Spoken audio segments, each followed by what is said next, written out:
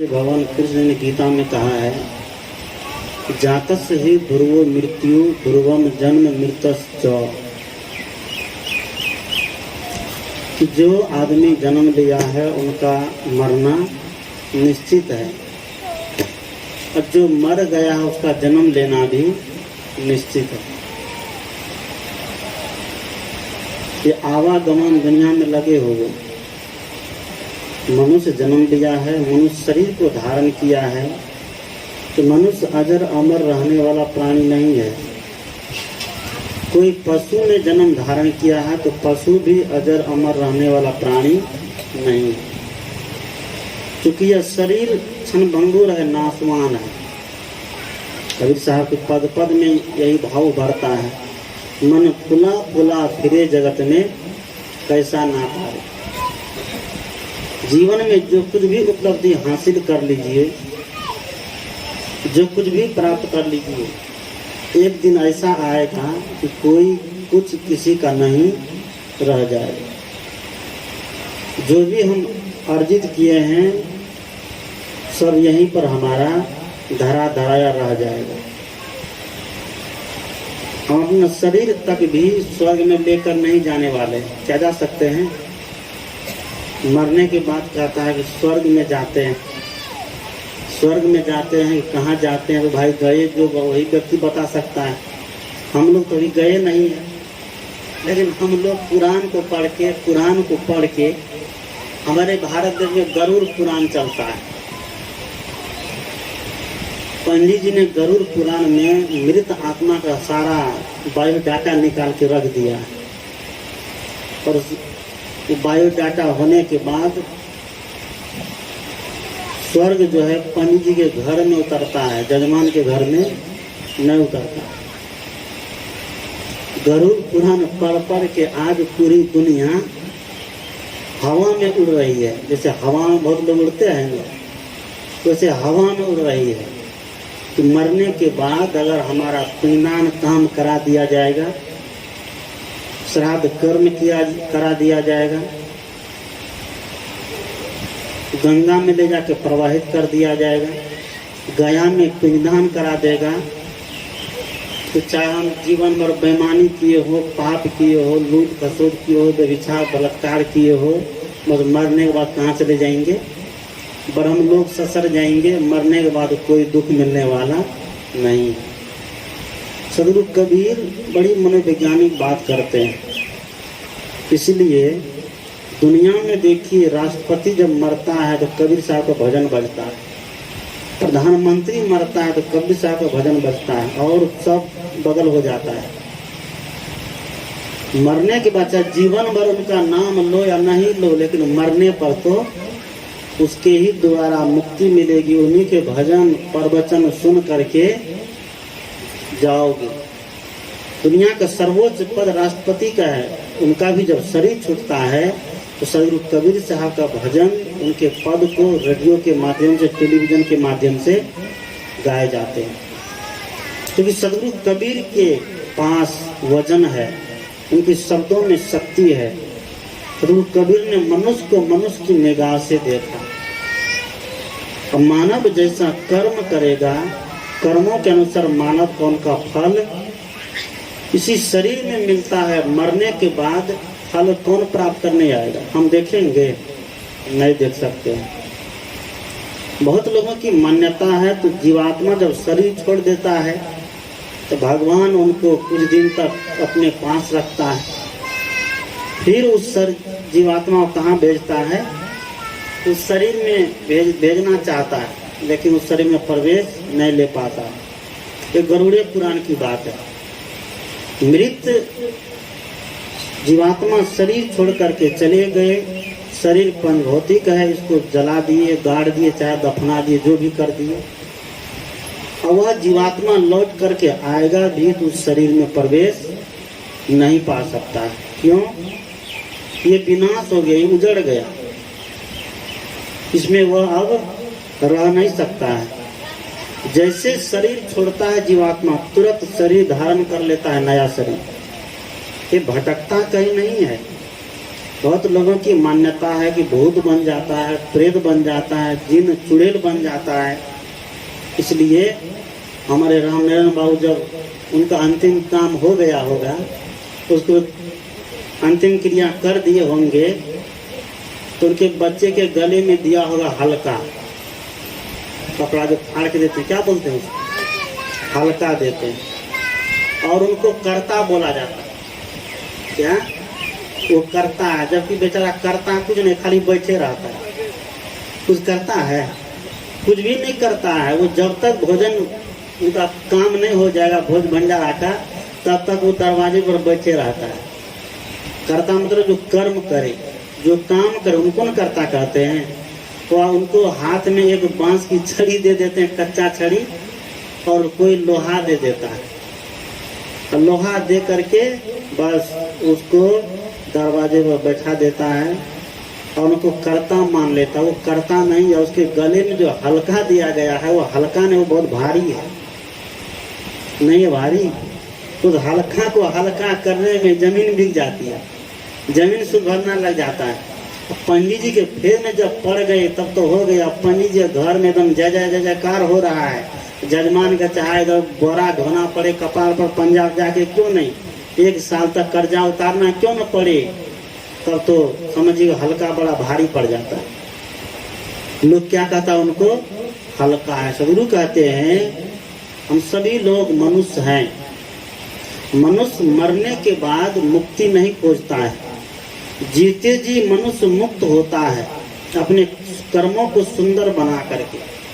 आज राम कृष्ण मुक्त हो गए, बुद्ध महावीर मुक्त हो गए, सदगुरु कबीर, संत ईसा, महर्षि में ही मोहम्मद, ये सब क्या हो गए, मुक्त हो गए। क्योंकि जीते जी इसने सुंदर काम किया। जीते जी हम सुंदर काम नहीं करते हैं, और मरने के बाद गया में जाके पिंडदान करा दे, प्रयागराज में जा करके अस्थि कलश को प्रवाहित कर दे। मरने के बाद करते हैं ना, अस्थि कलश को ढोते रहते हैं, गंगा में प्रवाहित करेगा, गोदावरी में करेगा, हरिद्वार में, मथुरा में, वृंदावन में, सब जगह ले जाकर हड्डी को क्या करते हैं, भसाते हैं कि हमको क्या मिल जाएगी, शांति मिल जाएगी, मोक्ष मिल जाएगा। नहीं मिलने वाला है। जीते जी जो व्यक्ति सुंदर कर्म नहीं किया, तो साहब ने कहा कि जियत न तरे मुवेका तरियो, जियत ही जो न तरे, गही प्रतीत किन जिन जासो सोई तहाँ अमरे, जो कुछ किया हो ज्ञान अज्ञाना सोई समुद्र श्रयाना, कहें कबीर तासो क्या कहिए जो देखा दृष्टि भुलाना। सदगुरु कबीर कहते हैं कि जीते जी जो व्यक्ति नहीं तरा, जीते जी जो व्यक्ति नहीं मोक्ष को प्राप्त किया, जीते जी जो व्यक्ति अपना श्राद्ध नहीं किया, मरने के बाद उनका श्राद्ध होने वाला नहीं है। जीते जी श्राद्ध करने का मतलब है कि हमारा मन पवित्र हो जाए, हमारे मन के सारे कलमश समाप्त हो जाए, हमारा जीवन सदाचारी हो जाए, हमारा जीवन दूसरों को सताना छोड़ करके, दूसरों को दुख देना छोड़कर, दूसरों को पीड़ा देना छोड़ करके मानव के साथ, प्राणी मात्र के साथ सुंदर व्यवहार करने के लिए जो तैयार हो जाए, समझिए यही जीते जी क्या है, मुक्त होना। ऐसा काम करने में बड़ी मेहनत है, इसलिए आदमी मरने के बाद मुक्ति खोजता है ना। मर जाएंगे तो बड़ी मुक्ति मिल जाएगी। हमारे बच्चे, हमारे बेटे सब बड़ा बड़ा भोज करा देगा, यज्ञ करा देगा, हवन करा देगा, सोहा करा देगा, तर्पण करा देगा, गंगा स्नान करा देगा, पिंडदान करा देगा। इसमें हमारी माताएं बड़ी आगे है। अगर किसी आदमी मरा हो, भोज भंडारा में पिंड नहीं कूटा जाए तो इन लोगों का पेट नहीं भरता है। अरवा चावल का पिंड नहीं कूटा जाए तो इनका पेट नहीं भरता है। ध्यान दीजिए, हम अपने माँ बाप को श्रद्धेय मानते हैं, पूज मानते हैं कि नहीं कि बाबा, यहाँ कहे गए हैं कि मातृदेवो, क्योंकि माता देव है, पितृदेवो हो पिता देव है, माता पिता को यहाँ देव माने गए हैं। लेकिन हमारी माताएं बहनें मरने के बाद, जीते जी तो गाली देती ही देती है, और मरने के बाद भी गाली देती है ना। ये पिंड कूटना क्या है, माँ बाप के लिए गाली है, गाली नहीं है। गांव घर में लड़ाई होता है तब इन लोगों को देखिए कहे तय तोरा पति को पिंड को एकदम खूब चढ़ चढ़ के गाली देती है ना। पिंड पूजना एक तरीके की गाली है, इसलिए हम सभी लोग को सोचना पड़ेगा, समझना पड़ेगा। मरने के बाद जो माता पिता का हम पिंड पूजते हैं वो कोई धर्म नहीं कर रहे हैं, पाप कर रहे हैं। तो पंडित जी के चक्कर में, बभना के चक्कर में, कि बभना जब तक दरवाजे पर नहीं आएगा तब तक हमारा बाप स्वर्ग में नहीं जाएगा। तुम्हारा बाप का कर्म इतना खराब हो गया कि बभना आएगा तभी स्वर्ग जाएगा जी, हैं? क्योंकि कर्म इतने सुंदर, इतना पवित्र, तो मरने के बाद कोई व्यक्ति आकर के उनको स्वर्ग भेजे, पिंडदान दे करके, मंत्र पढ़ करके, तंत्र पढ़ करके, और मरने के बाद व्यक्ति को स्वर्ग मिलता है। तो पंडित जी को कहिए, मरने के बाद कहता है कि तुम जो हमको दोगे सब तुम्हारे माँ बाप को मिलेगा। पंडित जी को कहिए, हे पंडित जी हम छत पर बैठे हैं, अपना छत पर चढ़ जाइए। और पंडित जी को कहिए कि आप दरवाजा पर बैठ जाइए और वहीं से हमको रसगुल्ला पहुंचा दीजिए, मंत्र मार के दही पहुंचा दीजिए, चूड़ा पहुंचा दीजिए, जलेबी पहुंचा दीजिए, कच्चा पक्का सब पहुंचा दीजिए। पहुंचा देगा? इतना विचार क्यों नहीं करते? कभी साहब ने करहु विचार तो सब दुख जाई। जिस दिन से चाहे स्त्री हो चाहे पुरुष हो विचार करने लग जाएगा, उस दिन से समाज का सारा भरम पाखंड क्या हो जाएगा, उड़ जाएगा। आज व्यक्ति देखते हैं सत्संग भी करता है, रोज स्तुति विनती करता है, रोज ध्यान करता है, लेकिन भरम इतना जीवन में है कि हमको लगता है सत्संग ही नहीं रहता तो बढ़िया होता। इस सत्संग करने वाला व्यक्ति, ध्यान करने वाला व्यक्ति ध्याने से उठता है, ध्याने से बचता है, ध्याने में खाता है, ध्याने में सोता है, लेकिन उनको भी देखते हैं कि इतना अंधविश्वास और पाखंड में उलझा हुआ है। ये कौन सी का सत्संगी है? इसको सत्संगी होने का कोई हक नहीं है। इसे तो बढ़िया है कि स्टूडेंट लोग पढ़ता है, कोई टेंशन नहीं रहता, उसको क्या रहता है। लेकिन लोग कहते हैं क्या कि परंपरा हमारे बाप पुरखा करते आए तो हमको भी करना पड़ेगा। यही कहते हैं, हमारे बाप पुरखा करते आए तो हमको भी करना पड़ेगा। हमारे बाप पुरखा शादी करने के लिए जाते थे तो बैलगाड़ी से और पमरिया बाजा लेकर के, डीजे कहाँ था उस समय, था डीजे। हमारे बाप पुरखा बैलगाड़ी से शादी करने जाते थे, मार्केट जाते थे, पैदल चले जाते थे, सत्संग में जाते थे, 150 किलोमीटर पैदल ही निकल जाते थे। और आज क्वेंटा में भी सत्संग होता तो लोग नहीं पहुंचता है। पहले के समय देखिए, सत्संग के नाम पर लोग 10 किलो 20 किलोमीटर चूड़ा मुढ़ी सतुआ बांध करके चले जाते थे और वहीं चूड़ा मुढ़ी सतुआ खाते थे और वहीं सत्संग सुनते थे। तो आज बगल में सत्संग होगा तो नहीं आएगा, लेकिन नाच नौटंकी होने लगे तो किसी को बुलाना नहीं पड़ेगा, बुलाना पड़ेगा। नाच नौटंकी के नाम पर किसी को बुलाना नहीं पड़ता, क्योंकि जमाना में परिवर्तन आ गया, बहुत बदल गया। आदमी का मन बदल गया है, विचार बदल गया, खान पान बदल गया है। जब से व्यक्ति का खान पान विचार बदला, रहन सहन बदला, तो उनका जीवन क्या हो गया, बदल गया। लोग कहते हैं कि पुरानी परंपरा है, सब कराते आ रहे तो हम भी कर रहे हैं, करते आ रहे हैं। परंपरा सब टूट गई है, कोई परंपरा नहीं है बची है। पुरानी परंपरा ये भी थी कि मातृदेवो और माता को देव मानिए, पितृदेव और पिता को देव मानिए, आचार्य और अतिथि को यहाँ देव माने जाते थे। आज कितने लोग माता को देव मानते हैं बताइएगा? पिता को कितने लोग देव मानते हैं? कल फादर्स डे था। कौन सा डे? कल फादर्स डे है। जिसका नाम हम सुनते हैं कि बाप को गुट्ठी में लाठी मारा है, वह लड़का लड़की भी फेसबुक पर स्टेटस में लगाया था एकदम फादर्स डे, अपना बाप का चित्र लगाया था, तस्वीर लगाया हुआ, यानी असली को बगल कर दिया, नकली को सब मानने लग गया। मान रहा है ना? असली क्या हो गई, बगल हो गया, नकली की मान्यता हो गई। जिंदे माता पिता का कोई वैल्यू नहीं रह गया है। लेकिन एक ऐसी माता जो एक मक्खी पैदा नहीं कर सकती, जिसको दुर्गा कह लीजिए, काली कह लीजिए, भवानी कह लीजिए, सरस्वती कह लीजिए, उनके आगे सब अपना कपार फोड़ फोड़ करके दे रहा है। देता है कि नहीं? सही या गलत बताइएगा। तो तर्कवादी दृष्टि है। सदगुरु कबीर के विचार में तर्क छिपे हुए हैं। जितने सदगुरु कबीर के विचारों पर तर्क करिए उतना ही जीवन का नरक खत्म होगा। तर्क नहीं करिए तो कभी भी नरक खत्म होने वाला नहीं है। इसलिए मैंने कहा कि जितने बच्चे फादर्स डे मनाया है, मदर्स डे मनाया है, ये फादर्स डे मदर्स डे हमारे देश की परंपरा नहीं है। हमारे देश की परंपरा में तो मातृ देवो भव का सुगंध लिखे हुए हैं, पितृ देवो भव की भावना लिखी हुई है, आचार्य और अतिथि देव की भावना लिखी हुई है। ये केवल स्क्रीन पर हमारी परंपरा नहीं घूमती है, हमारी परंपरा जीवन को छूते हुए निकलती है। इसलिए कहते हैं कि माता देव है, पिता देव है, आचार्य और अतिथि देव है। यूरोप की परंपरा में फादर्स डे और मदर्स डे होता है। यूरोप की परंपरा क्या है? वहाँ जो भी बच्चे जन्म लेते हैं तो माँ के पास नहीं रहता है, वह बच्चा तुरंत अनाथ आश्रम में भेज दिए जाते हैं। अनाथ आश्रम में बच्चे को दाई के द्वारा उनका भरण पोषण होता है। दाई उनको दूध पिलाती है, दाई नहलाती है, दाई धुलाती है, दाई पालन पोषण करती है। माँ से उनका कोई ताल्लुक नहीं रहता है।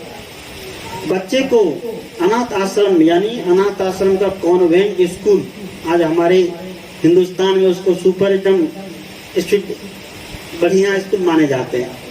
कॉन्वेंट स्कूल को बढ़िया स्टैंडर्ड स्कूल माने जाते हैं।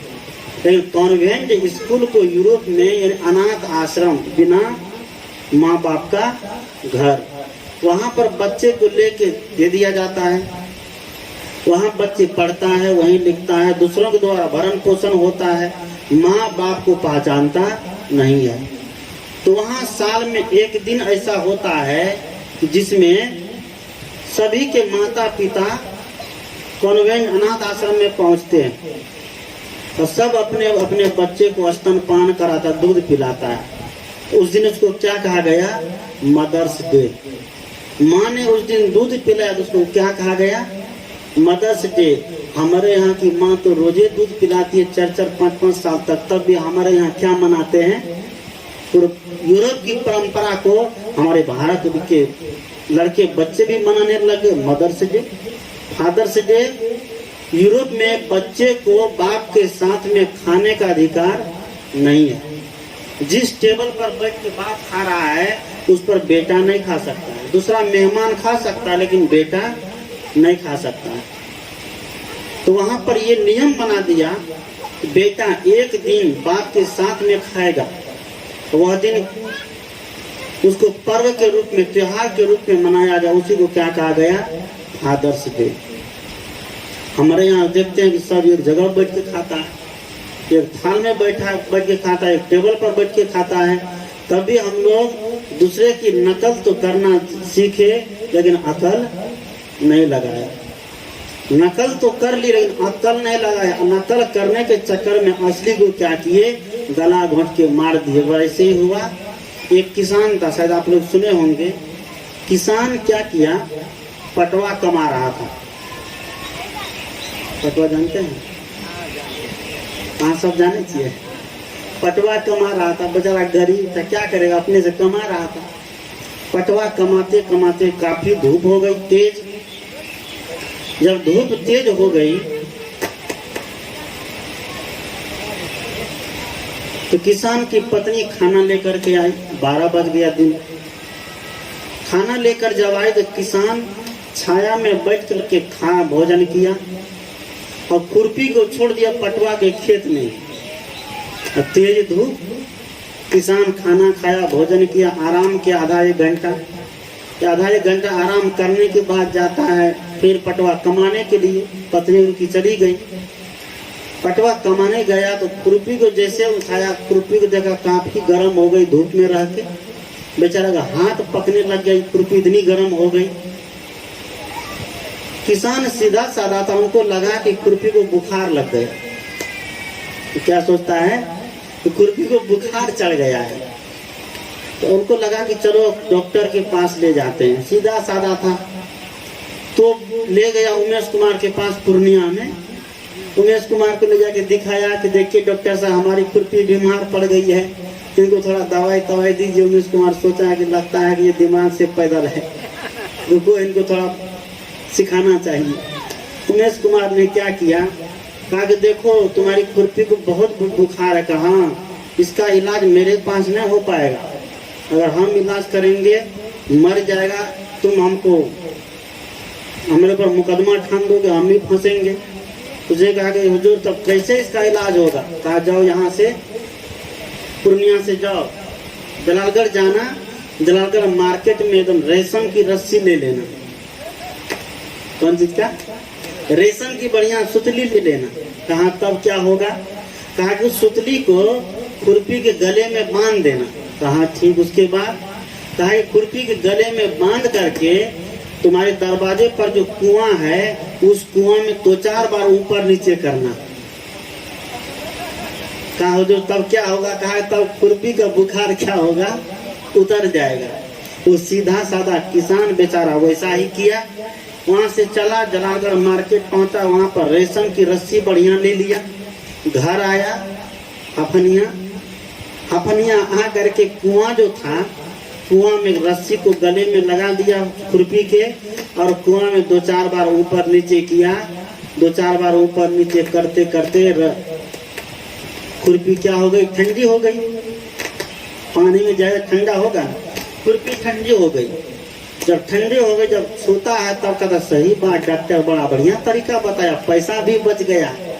और उनसे इलाज करवाते 1000, 2000, 5000 ले लेता। लॉकडाउन में पैसे महंगाई बढ़ गई है। खुरपी का बुखार उतर गया। जब खुरपी का बुखार उतर गया, उनको लगा कि चलो एक जुगाड़ बड़ा बढ़िया है, यही जुगाड़ आप सब जगह फिट करेंगे। एक दिन संयोग की बात, 80 साल की उनकी बुढ़िया माँ थी, वो बीमार पड़ गई। तो सोचता है कि कौन जाए उमेश कुमार के पास ले करके, वहाँ ले जाएंगे 1000, 2000, 15,000, 20,000, डॉक्टर बिल बना देगा। डॉक्टर तो तरीका बता दे बुखार कैसे उतारना है। सबको घर से भेज दिया, जाओ तुम लोग पटवा कमाने के लिए, कोई धान रोपने, कोई घास छीनने, कोई जाओ मूंग तोड़ने के लिए, कोई भैंस चराने के लिए, सबको भेज दिया ताकि हम माँ की सेवा में रहेंगे। इनको बुखार लगे, आज बुखार उतारेंगे इसका। उसने क्या किया, वही बुढ़िया को वही रेशम की रस्सी गड्ढे में लगा दिया।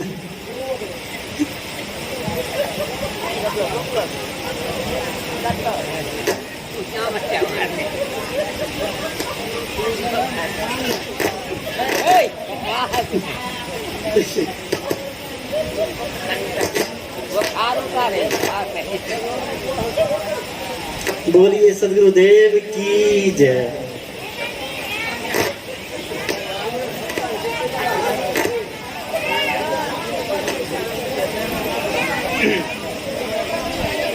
बात समझ गए होंगे, इसीलिए हंसी छुटाई है। बात समझ गए। तो किसान ने क्या किया, माँ के गले में रस्सी लगा के कुआं में 2-4 बार ऊपर नीचे किया। तो कुआं के अंदर ही माँ का वृंदावन बिहारी लाल की जय हो गई। उनका बुखार क्या उतरेगा, पूरा बुखार जीवन उसका ससर गया। बुढ़िया क्या हो गई? मर गई। कहने का भाव है तो नकल तो किया लेकिन अकल उस पर नहीं लगाया। आज हम सभी लोग नकल करते हैं, सब कुछ का नकल करते हैं। खाने का नकल करते हैं, पीने का नकल करते हैं, पहनने का नकल करते हैं। आज देखिए पहनने कितना जो जमाना मैचिंग का है ना। हमारा शर्ट कैसा हो, हमारा फुल पेंट कैसा हो, हमारी साड़ी कैसी हो, हमारे ब्लाउज कैसे हो, हमारे बाल में लगाने वाला पिन कैसा हो, ओठ में लगाने वाला लिपस्टिक कैसा हो, चप्पल कैसी हो, हर चीज का आज मैचिंग है। नहीं है? सब स्त्री और पुरुष, बच्चे बच्चियां सब आज मैचिंग में है, सब फैशन में है। बच्चे बच्ची फैशन में है, बेटा बेटी फैशन में है, तो माँ बाप माँ टेंशन में है ना। टेंशन मैचिंग के जमाना में सब कुछ मैचिंग में है, लेकिन जीवन अभी तक मैचिंग नहीं बन पाया। सब कुछ में मैचिंग लाइए। हमारा कहने का मतलब ये नहीं कि आप कपड़ा अच्छा मत पहनिए, कपड़ा महंगा मत पहनिए, भोजन महंगा मत करिए, भवन महंगा मत बनाइए। हर चीज आपका महंगा हो, महंगी गाड़ी हो, महंगा भवन हो, महंगे कपड़े हो, महंगा जीवन हो, हर चीज महंगा हो, सब सामान, लेकिन सब सामान महंगा होते होते आपका जीवन भी महंगा बनना चाहिए। हम लोगों का जीवन बिल्कुल सस्ता हो गया है। जिनके जिनके जीवन महंगे हैं, आज देखिए उनके दर्शन के लोग तरसते हैं ना। हम लोग अपने जीवन को इतना सस्ता बना दिए हैं कि कौड़ी के भाव भी बिकने वाला नहीं है। सस्ता क्यों हो गया? कबीर साहब ने कहा कि हंस बकु देखा एक रंग, चरे हरिहरे ताल, हंस छिलते जानिए बकरी धरेंगे काल। तो कबीर कहते हैं कि हाँ जाना कुल हंस हो ताते किन्ना संग, जो जानत बगु बावरा छुवन देतो अंग। सदगुरु कहते हैं कि जब मैं जाना कि तुम हंस, सदगुरु कबीर कहते हैं जब मैं जाना कि तुम हंस कुल के हो, इसलिए मैंने तुमसे संग किया। हंस का मतलब, हंस एक पक्षी होता है। कभी जगत में उदाहरण दिए जाते हैं हंस के, कि हंस पक्षी नीर क्षीर का विवेकी होता है। उसके सामने दूध और पानी रख दीजिए तो दूध पी लेगा, पानी को नहीं पिएगा, ऐसा पक्षी होता है, इतना विवेकी। और हंस पक्षी मानव सरोवर में मोती चुन चुन के खाता है। मोती कोई चुन के खा पाएगा? मोती खाने की चीज नहीं है। पर हमारे पास करोड़ों रुपया है, खरबों रुपया है, भूख लगी है तो क्या रुपया को खाएंगे? बाबा बोलिए, और सब बोलियो। हमारे पास करोड़ों खरबों रुपया पॉकेट में है और जोर की भूख लग गई है तो क्या करेंगे? रुपया खाने लगेंगे? नहीं। रुपया से कोई सामान खरीद के, फल खरीद के, रोटी दाल साग सब्जी खरीद के खाएंगे। रुपया है लेकिन रुपया खा नहीं सकते हैं। मोती चुनने का मतलब है, हंस का मतलब है कि हंस कोई पक्षी नहीं है। हम तो नहीं देखे हंस पक्षी, आप देखे कि नहीं देखे हैं? कभी जगत में उदाहरण दिए जाते हैं बातों को समझाने के लिए। उदाहरण क्या है? कहते हैं कि जहां न पहुंचे रवि वहां पहुंचे कवि, जहां न पहुंचे गाड़ी वहां पहुंचे कौन?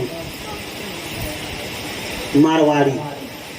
जहां न पहुंचे रवि वहां पहुंचे कवि, जहां न पहुंचे गाड़ी वहां पहुंचे मारवाड़ी। जहां गाड़ी नहीं पहुंच सकती है, मारवाड़ी लोग पैदल चल के वहां से व्यापार बट्टा करके आ जाता है। जहां पर सूर्य का प्रकाश नहीं जा सकता है, वहां कवि पहुंच करके प्रकाश को क्या करता है? फैला देता है। सदगुरु कहते हैं उसी तरह हंस का मतलब होता है विवेकी आदमी, समझदार आदमी। क्या खाना चाहिए, क्या नहीं खाना चाहिए, क्या पीना चाहिए, क्या नहीं पीना चाहिए, क्या बोलना चाहिए, क्या नहीं बोलना चाहिए, जो इस बात पर विचार करता है उसी को क्या कहते हैं? हंस कहते हैं। हंस का मतलब विवेक। कबीर साहब ने कहा कि हरिजन हंस दशा लिए डोले, निर्मल नाम चुनी चुनी बोले, मुक्ता हर लिए चोंच लुभावे, मौन रहे की हरियस गावे। मान सरोवर तट के बासी, राम चरण चित अंत उदासी, कागा कुबुद्धि निगत नहीं आवे, अब प्रतिदिन हंसा दर्शन पावे। नीर क्षीर का करे विवेका, कहे कबीर सोई जन मेरा। सदगुरु कहते हैं कि हरिजन, हरिजन जो हंस दशा लेकर के डोलते हैं। हंस दशा का मतलब ज्ञानी बन करके, त्यागी बन करके, बैरागी बन करके, समझदार बन करके, ब्रह्मचारी बन करके, संयमी बन करके इस दुनिया में भटकते हैं, घूमते हैं और दूसरे को भी जगाने का काम करते हैं। वो कौन है? ये साधु महात्मा, ये संत जन घूम घूम करके दूसरों के जीवन में ज्ञान फैलाते हैं, ज्ञान देते। तो अज्ञान की दशा से ज्ञान की दशा पर आ जाओ, भ्रम पाखंड अंधविश्वास की दशा को छोड़ करके विवेकी और समझदार के रास्ते पर आ जाओ, ज्ञान के रास्ते पर आ जाओ। आज दुनिया में इतना भ्रम और पाखंड है कि जैसे जैसे लोग पढ़ते जा रहा है वैसे वैसे लोग मूर्ख बनते जा रहे हैं। अब पढ़े लिखे कमी है? कोई कमी नहीं। आज पढ़े लिखे की कोई कमी नहीं है, लेकिन पढ़े लिखे लोग पत्थर के सामने, मूर्ति के सामने अपना कपार पटकते रहता है। वहाँ धन मांगता है, दौलत मांगता है, भगवान मांगता है, परमात्मा मांगता है, देवी देवता मांगता है, और उसके सामने मांगने से कभी मिलने वाला है नहीं। हम जहाँ मांग रहे हैं, जीवन भर मांगते रह जाए बैठ करके, प्रार्थना करते रह जाए बैठ करके, और उठ करके कर्म नहीं करेंगे तो हमें कुछ मिलने वाला नहीं है। गोस्वामी तुलसी ने श्री राम के मुख से कहलवाया क्या? कर्म प्रधान विष करी राखा, जो जस करहि सो तस फल चाखा। काहू न को सुख दुख कर दाता, निज कृत कर्म भोगा हो सुनु ब्राथा। गोस्वामी जी श्री राम के मुख से कहलवाते हैं कि दुनिया में कर्म प्रधान है, और कर्म हमारा अच्छा नहीं होगा तो भगवान भी हमें कुछ देने वाला नहीं है। भगवान हमें वही देते हैं जो हमें हमारा किया हुआ है, और हमारा किया हुआ नहीं है तो भगवान कहाँ से देगा? उसके पास है ही नहीं। जैसे एक मोटा उदाहरण लीजिए कि 5 चोर मिल करके गया चोरी करने के लिए, ध्यान दीजिएगा, 5 चोर मिल करके चोरी करने गया। चोरी करने के लिए जब गया तो भगवान के सामने खूब हाथ जोड़ के प्रार्थना किया, हे भगवान आज बढ़िया जगह हाथ लगे, गया कि नहीं? और जिस जगह में हाथ लगाएगा वह सेठ भी हाथ जोड़ के भगवान से प्रार्थना करता है, हे भगवान देखना हमारी संपत्ति की रक्षा करना। उधर सेठ जी भी प्रार्थना कर रहा है, इधर चोरवा से भी प्रार्थना कर रहा है। भगवान किसका सुनेगा?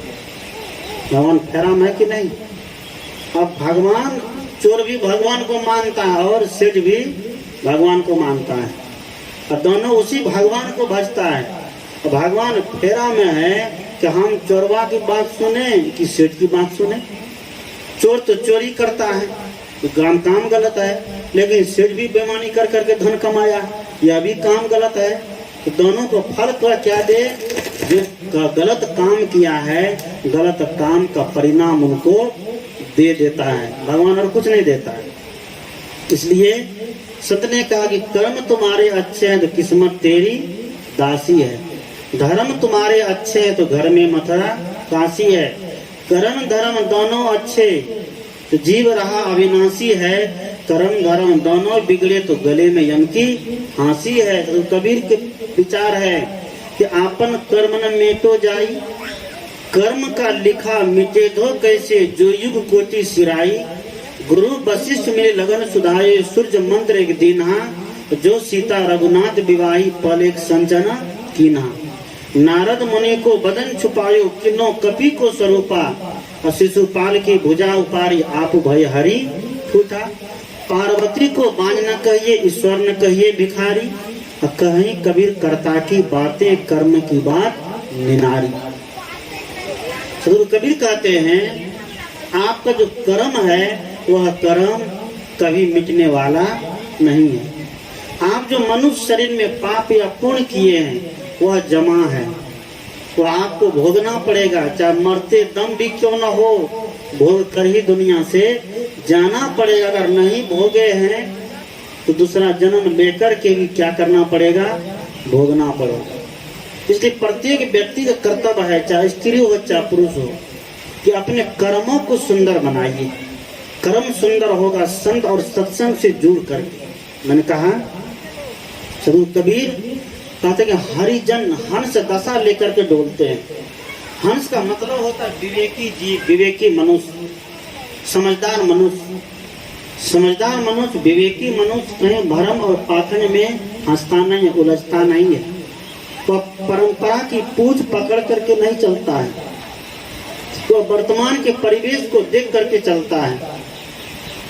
वर्तमान में क्या चाहिए, कैसे हमें जीना है, हमारा समाज किस ओर जा रहा है, उस भाव को देख करके ज्ञानी व्यक्ति